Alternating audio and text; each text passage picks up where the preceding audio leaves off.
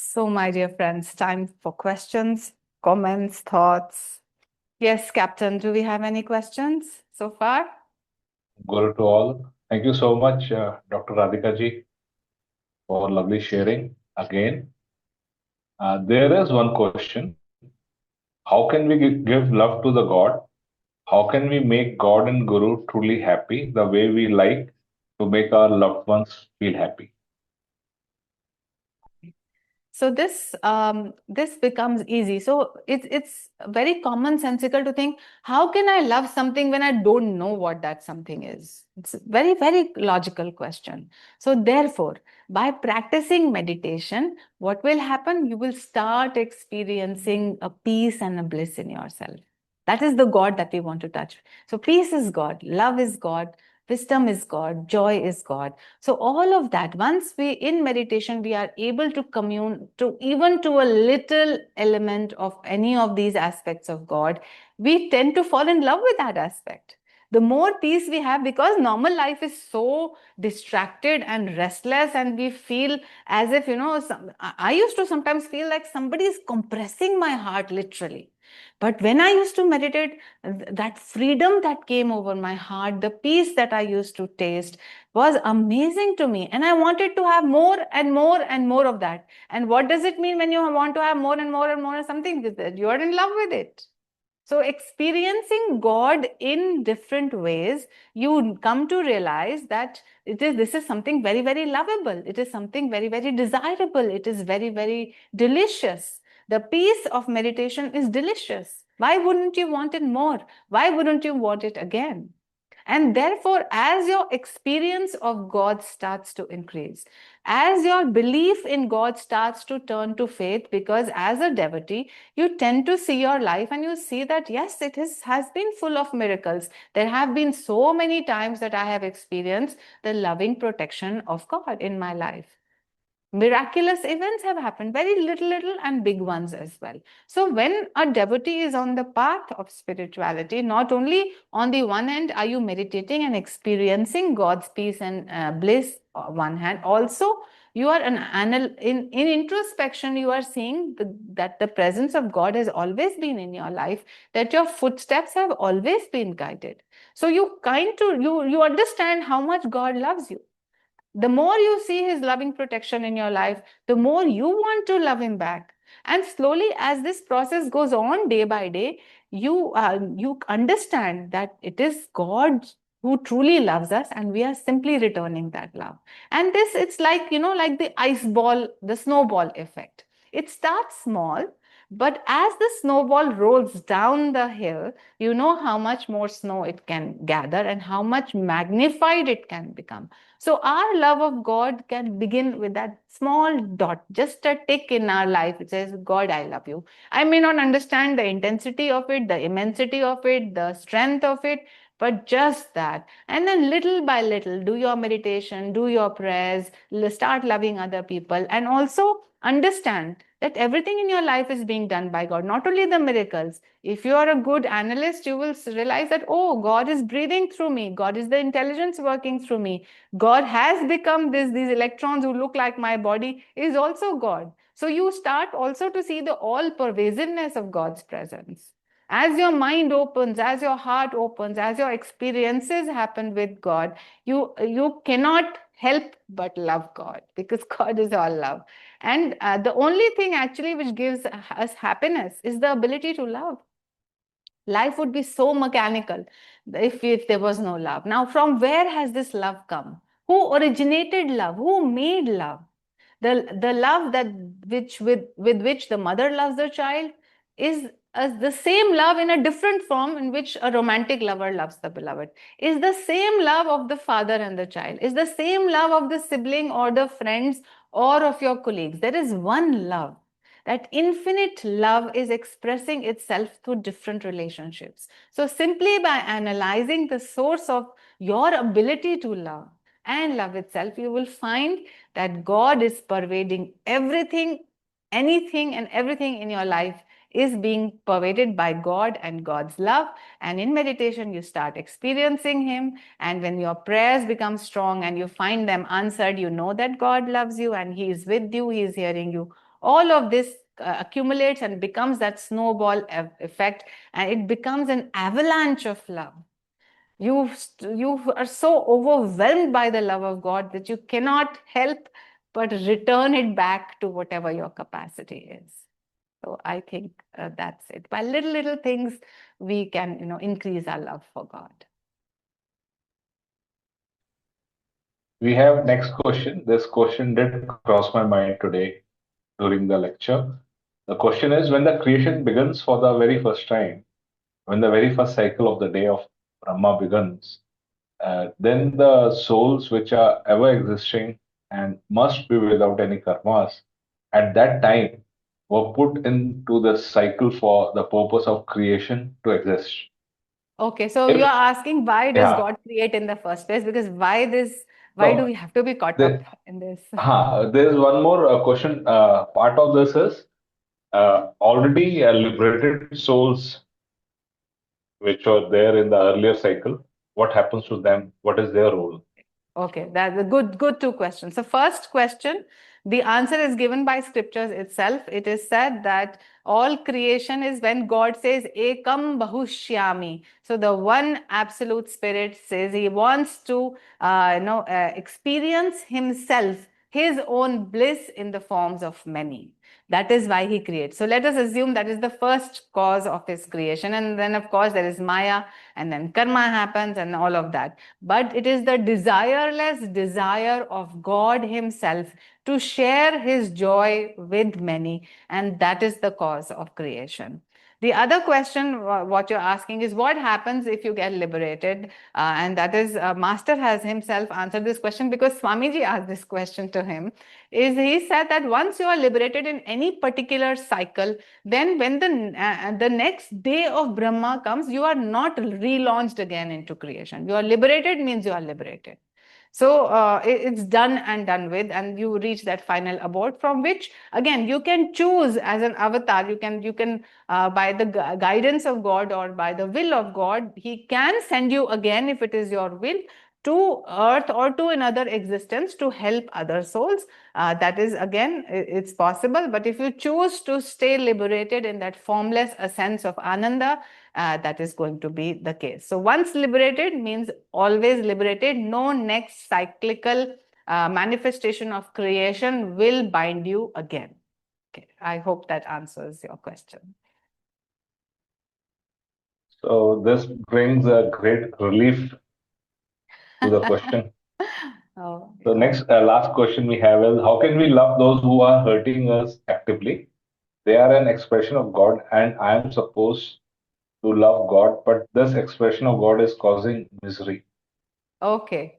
So there are many aspects to this. So firstly, the only way you can love others is by first loving God.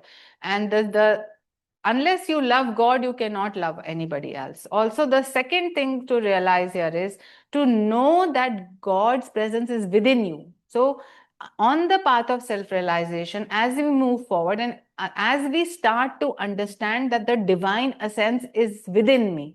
Now, once I realize that the divine essence is within me, only then I realize that the divine essence is present in everybody that I see. So loving God first, finding the divine essence within you, these are very helpful. Without this, you cannot love others, especially if they are hating you.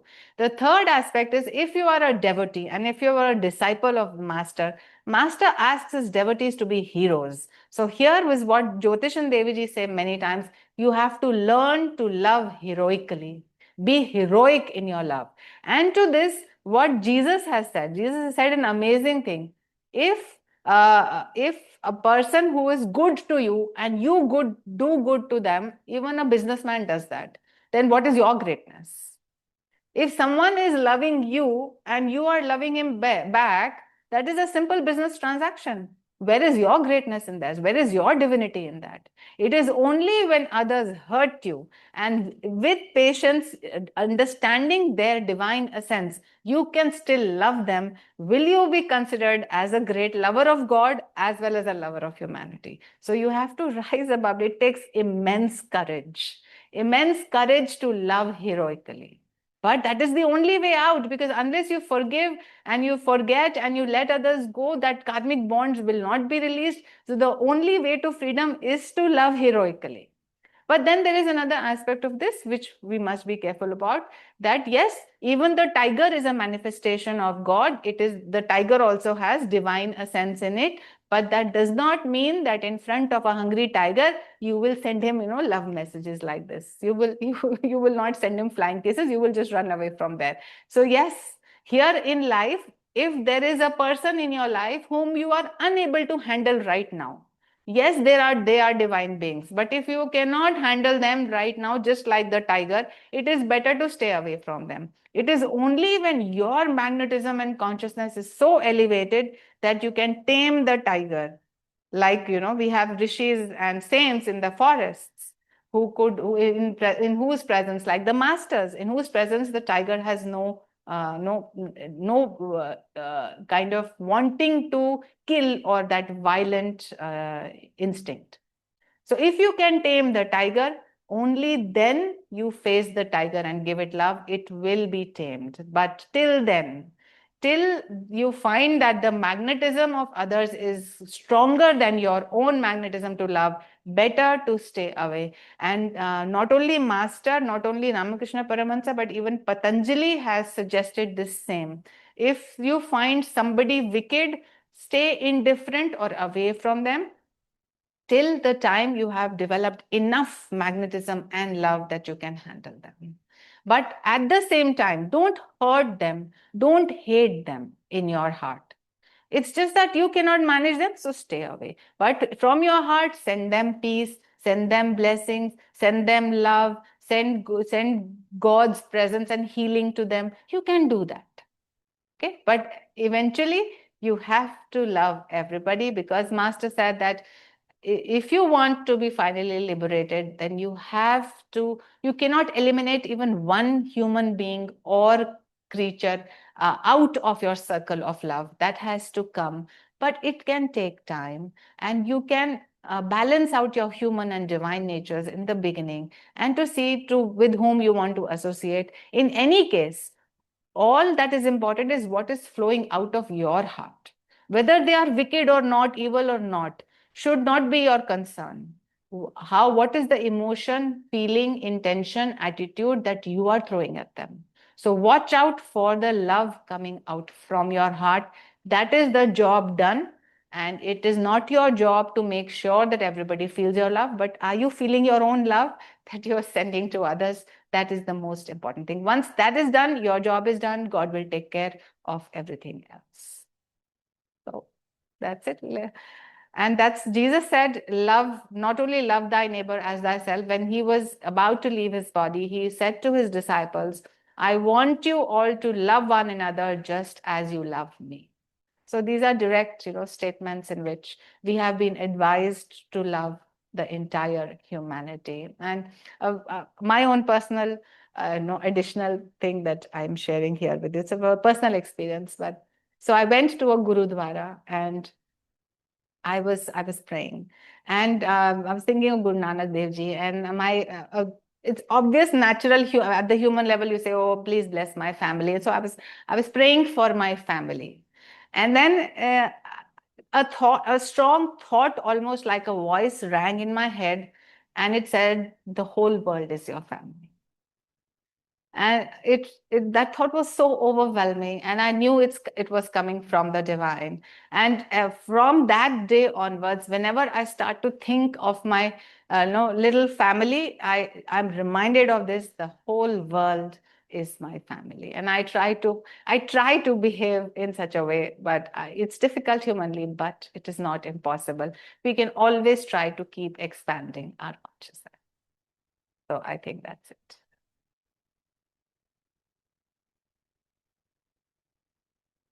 Okay. Are we done? Yes. We have small question. Do the scriptures say anything in detail about life elsewhere, not Earth?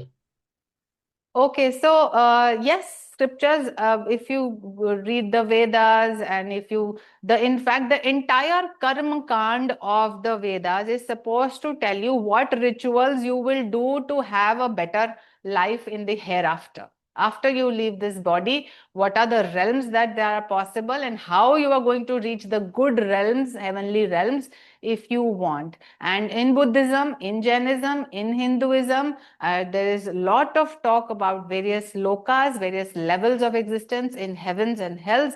They talk about parallel universes, multiple frequencies, and even Master has said that the universe is alive. There are living beings everywhere, on all planets and everywhere. It's just that because of our limited human body and senses, we cannot perceive them.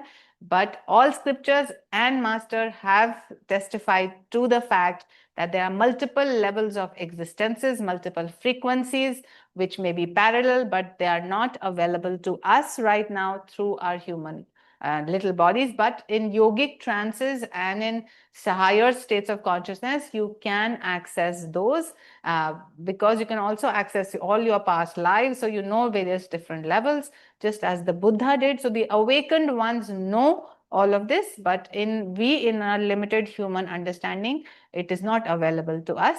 But yes, they exist. That is what the scriptures say. Anything else? That's all for tonight. Okay, so thank you, Thank you, dear sir. friends, and wishing you all a very, very, very, very, very happy Diwali. May your world be lighted, may your heart be lighted, your astral causal bodies, your cerebrum be lighted, your families, the world, there may be peace and light everywhere. Lots of love to all of you, and we will meet next Thursday. We may not have our Monday meditations but this time because it is Diwali, but we will meet next Thursday. Happy Diwali to all. Jai Guru, and God bless us all.